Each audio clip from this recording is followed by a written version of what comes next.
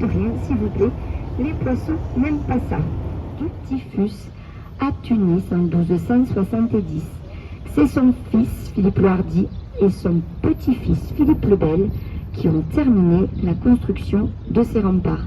Ils ont été faits plutôt rapidement, on n'a mis que 43 ans. Et les pierres viennent des carrières de Beaucaire et des Baux-de-Provence. Elles ont été amenées par radeau au milieu du marécage. Alors les remparts d'Aigues-Mortes, ils font 1634 mètres de circonférence, 11 mètres de haut et 2,50 mètres d'épaisseur. La grande tour, elle fait 33 mètres de haut, 22 mètres de diamètre, et les murs à la base, ils sont, vous voyez, sont évasés, ils font 6 mètres d'épaisseur. Ils ont mis à peu près 5 ans pour construire cette tour de Constance. Ici, vous avez une assez jolie vue. Alors, les remparts ont été construits pour protéger la cité. Ça a quand même tiré sur leurs ennemis, tout en restant protégés derrière le mur.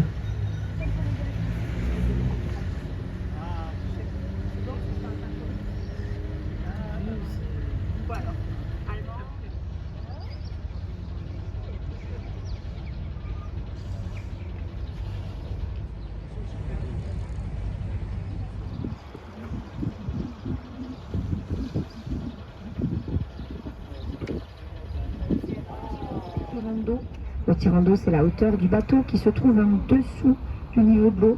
Alors, ce bateau a un tirant d'eau d'1,10 m, d'assez peu. Il fait 30 mètres de long. Il est propulsé par un moteur de 250 chevaux. Il pèse environ 100 tonnes. Et surtout, il a un fond plat, donc il est idéal pour naviguer sur le canal. Par contre, avec ce genre de bateau, on ne pourrait pas aller en mer, on pourrait chavirer avec les vagues. Les bateaux qui vont en mer ont des quilles pour faire balancier. Alors, ils partaient très chargés, ces bateaux, ils partaient avec leurs chevaux, avec leurs armures, avec leur matériel. Quand ils rentraient, c'était aussi des bateaux de commerce. Alors, il fallait les tirer avec des cordes pour les amener jusqu'au port, pour les amener jusqu'à la mer. C'était long, c'était compliqué. Alors, les bagnards, ils étaient là pour ça, et c'est aussi à cause de ça que dès que Marseille est devenu français, eh bien, on a abandonné ce port difficile, ce port qui s'ensablait, pour un port ouvert sur la Méditerranée, donc tout de suite accessible. Alors, petit à petit, les bagnards sont devenus des pêcheurs. Dans les années 1800, le Gros du Roi est devenu un village à part entière. Et aujourd'hui, bien, c'est le premier port de pêche français de Méditerranée. Sur votre gauche, on aperçoit le logo du Salin du Midi. Ici, c'est le sel de la baleine. Ce logo a eu 86 ans cette année. Il a été dessiné par M. Benjamin Rabier, qui était dessinateur de bande dessinée, il faisait de la BD, de la publicité. Il a fait juste avant la célèbre vache rouge, la vache qui rit. Le sel de la baleine représente à l'heure actuelle plus de 75% de la consommation de sel français. Donc la plupart d'entre vous devez avoir du sel d'Aigues-Mortes dans vos cuisines. Alors de l'autre côté, on aperçoit donc à peine, c'est très brumeux aujourd'hui dans les Cévennes, on aperçoit le Pic Saint-Loup à peine, c'est flou. Pourtant le Pic Saint-Loup n'est pas très loin, il n'est même pas à 100 km d'ici. Donc le Pic Saint-Loup, le Mortus, ce sont les Cévennes. Juste devant, vous avez donc la Marette avec vos premiers flamants roses. Alors, dans la région, il y a plus de 400 espèces d'oiseaux migrateurs, dont plus de 200 sont des espèces protégées et plus de 200 espèces de plantes et d'arbustes préservées, 40 km/h. La femelle est un petit peu plus petite, elle ne pond qu'un seul œuf par an. Alors, ils font un nid en forme de cheminée, ça se passe très à l'intérieur des terres des Salins, sur des îlots, à l'abri des regards. Il ne faut surtout pas les perturber. Autrement, elles abandonnent des nids. Donc ces dernières années, bien avec le Covid, ça nous a porté au moins ça. Personne ne les a survolés, personne n'est allé au milieu des terres. Et donc on a eu des nombreux records de naissance. Ça va, t'as pas mal. Alors de l'autre côté, eh bien, ce sont les Salins du Midi. Les Salins du Midi, c'est 10 800 hectares. Sur ces 10 800 hectares, il n'y a que 1000 hectares qui sont utilisés pour la culture du sel. Ces 8000 hectares sont répartis en 48 tables salantes qui vont faire entre 5 à 27 hectares la table. Alors une table, c'est ces grandes étendues d'eau. Pendant l'hiver, il n'y a que du sable. On va aller chercher du sable. Alors ça, il faut du temps, il ne faut pas que ça aille trop vite. Alors, on va les niveler avec des mètres laser, on les fait bien plates pour faciliter la récolte, le moment venu. Au mois de mars-avril, on pompe de l'eau en Méditerranée. On a une station de pompage à une trentaine de kilomètres. Et on va remplir des bassins qu'on appelle des partellements. Ce sont des bassins de transition. On va pomper dans le premier bassin, ça va s'évaporer, ça ira dans le deuxième, et puis dans le troisième. Ça fait tout un cheminement dans les terres des Salins, plus de 70 km. Alors l'évaporation est constante. Fin avril, on va remplir les tables à hauteur de 25 cm avec une eau où la densité en sel a déjà augmenté. Donc tous les jours on va mesurer le taux d'évaporation. Tous les jours on vous remplira la table à hauteur de 25 cm. Donc petit à petit, graduellement, la densité en sel augmente.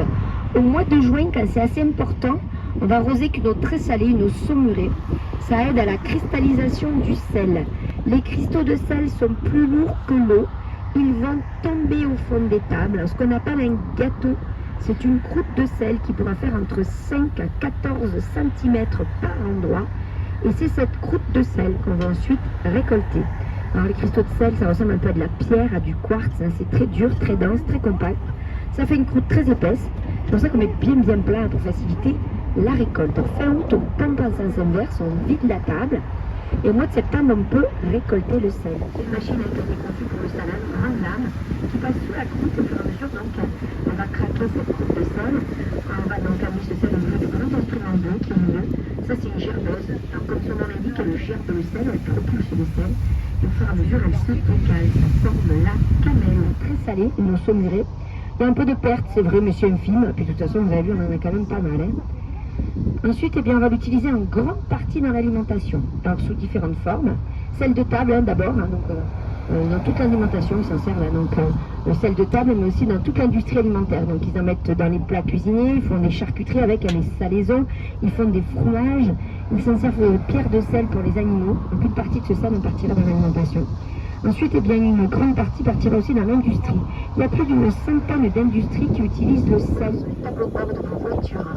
À la maison, les adoucisseurs d'eau, les lave-vaisselle. Par hydrolyse, on en fait du chlore pour vos piscines. On va l'utiliser dans l'industrie textile, c'est les couleurs, sur les vêtements, dans les tanneries, sur les cuirs. On s'en sert aussi dans la cosmétique, il y a certains produits de beauté.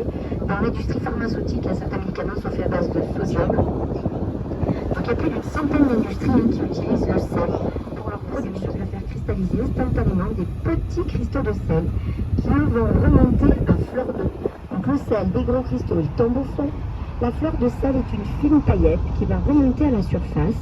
Et les sauniers à la main, enfin plus exactement à la canne, ils ont des grandes pelles plates, ils vont rentrer dans ces tables, il n'y a que 25 cm d'eau.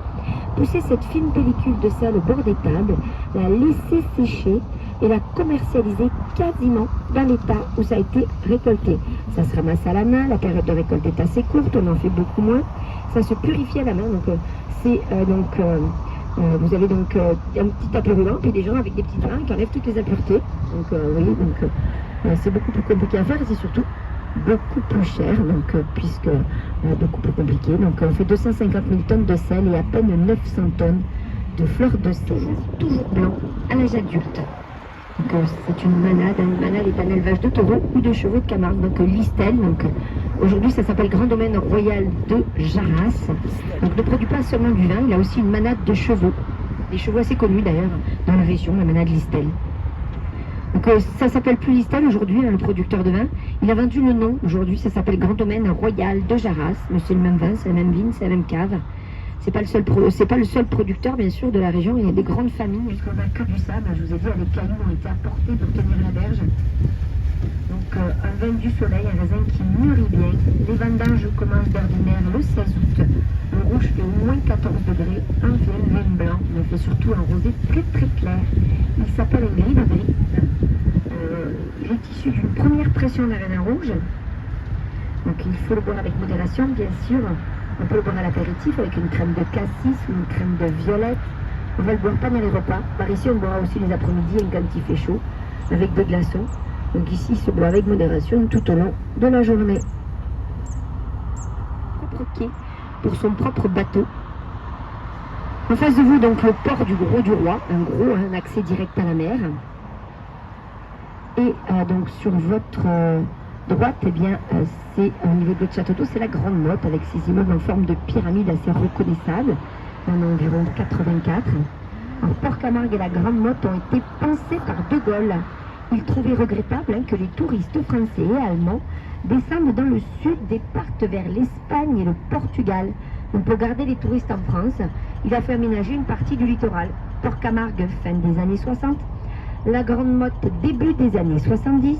Par le même architecte, M. Jean Balladur, faisait partie de la famille du ministre. et surtout pour les mêmes raisons, hein, pour accueillir les touristes qui arrivaient dans le sud avec les congés payés. Par contre, depuis, à partir de Port-Camargue jusqu'aux plages des Saintes, une partie des plages des Saintes, les étangs et les marais qu'on peut voir et qu'on verra donc tout au long de cette balade, eh bien c'est cette zone protégée de Camargue, des kilomètres de littoral, d'étangs et de marais qui sont préservés pour la faune et la flore, et c'est très bien. Alors, les salines du Midi sont englobées dans cette zone, et à eux seuls c'est déjà 10 800 hectares, plus les plages des Saintes, plus les étangs et les marais, donc qui sont préservés, j'espère, à jamais. Si vous montez, on ne dérampe pas, vous aurez de belles étendues de roses hein, tout autour d'Aigues-Mortes. L'oiseau blanc qui est sur votre droite, au bord du canal, ça c'est une aigrette garzette.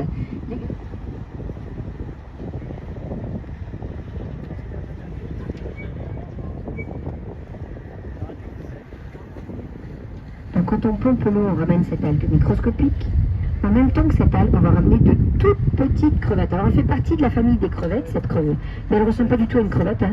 Elle s'appelle l'Artemia salina de Camargue. Cette Artemia minuscule, elle fait moins d'1 centimètre. On le trouve souvent dans les animaleries, soit déshydraté, soit congelé, pour nourrir les poissons exotiques.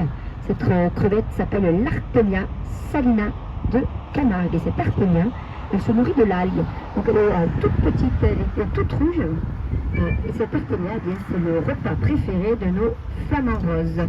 Ils en mangeraient, paraît-il, plus de 15 000 par jour. Le flamant rose, regardez quand ils battent des ailes comme ils sont beaux. Le flamant rose est extrêmement vorace, il est tout le temps en train de manger. Avec ses pattes, il fait des mouvements de jambes, donc il brasse la vase. Il y a le bas du bec qui est plat, donc c'est deux fagnons, deux petits trous qui filtrent tout ce qu'il a brassé, donc par transfert. Le carotène ira de la dunavelia, de l'algue, l'artemia, la crevette, et ensuite de la crevette, regardez le flamant rose, rose foulé noir sous les ailes. Ceux qui sont bas, si vous voulez mieux les voir, on peut monter et redescendre après. Hein. Donc Sicile ou Italie du Sud.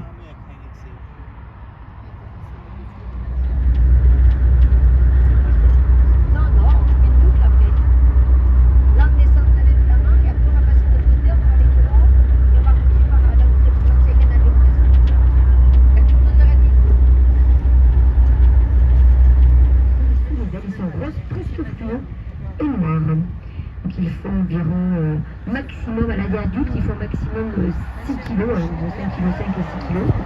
Là, pour 1,50 m, c'est pas énorme. C'est tout en couille et en jambes, ça m'arrange, c'est tout à longueur. Donc 850 km environ de pistes cyclables pédestres. Donc aménagées le long du Rhône. Alors, je vais vous laisser admirer le paysage. Je vous rappelle que nous avons des boissons fraîches et des cafés à vendre. Si vous en voulez, je suis en bas.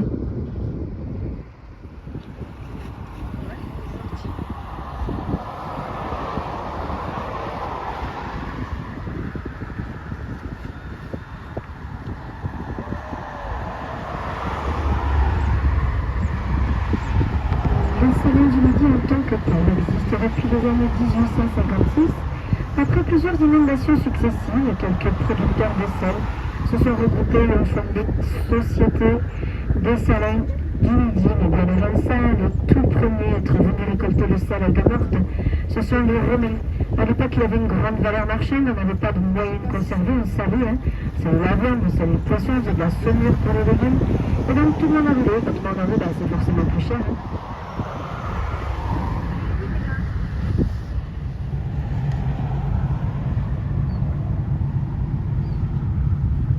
Environ 750 tonnes, ensuite elle repartait en marche avant, où elles allaient rejoindre le canal du Rhône-Sec, où elles pouvaient aller n'importe où en France. Alors la péniche est le moyen le plus économique, probablement le plus écologique, on peut faire de très gros tonnages. Le problème c'est que c'est assez long, donc eh bien, ça fait déjà 8 ans hein, qu'on n'utilise plus la péniche pour le transport de sel. Le canal d'Aigues-Mortes à Dirois.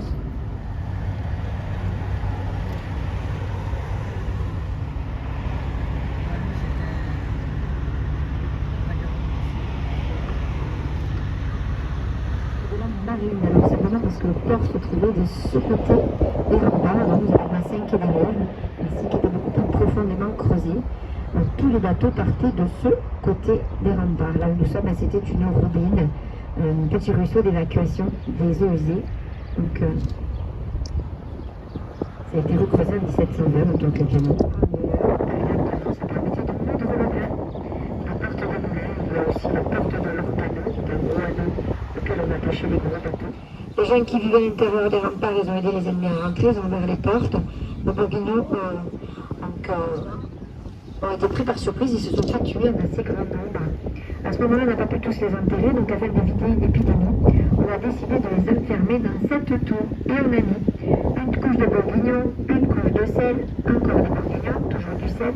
Quand on sait que le sel, ça conserve, mais nous, on en avait en grosse quantité. Donc on a bien salé les bourguignons afin d'éviter qu'ils ne pourrissent. Un peu pour les pompiers aussi, pour éviter les représailles. Et au moment où on n'a fait plus les enterrer, quand on les a sortis de tout ce sel, ils avaient un peu cuit, on va dire. Ils avaient le ventre tout bleu.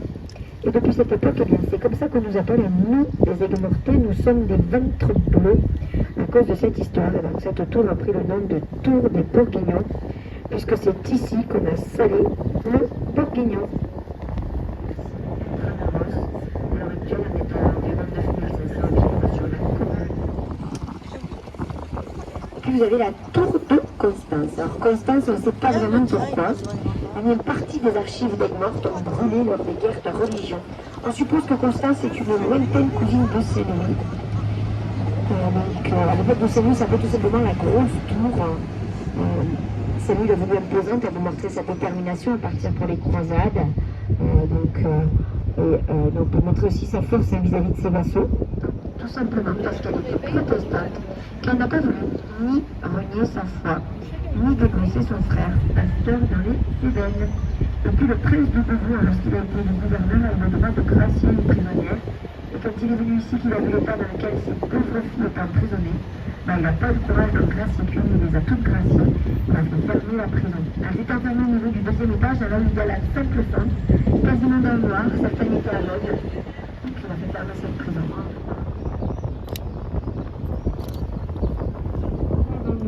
Ils se débrouillaient déjà ici très bien sans nous.